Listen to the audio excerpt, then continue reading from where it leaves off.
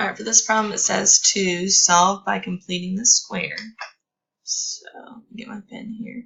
The first thing you want to do is move the constant out of the way. So x squared minus 6x plus something equals, we're going to move that 4 to the other side so it's positive, plus something.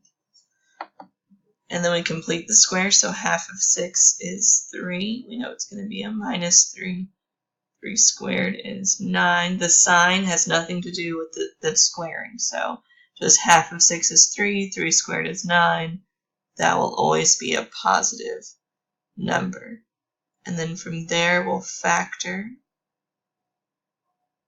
So it comes from this trinomial, factors into x minus 3 squared, equals 4 plus 9 is 13.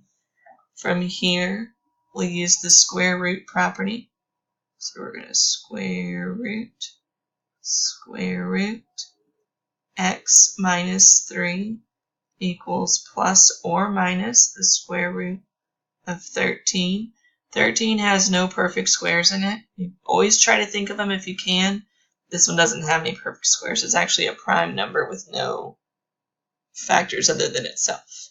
From here, we're going to add the 3. We're going to write our answer as x equals 3 plus or minus the square root of 13.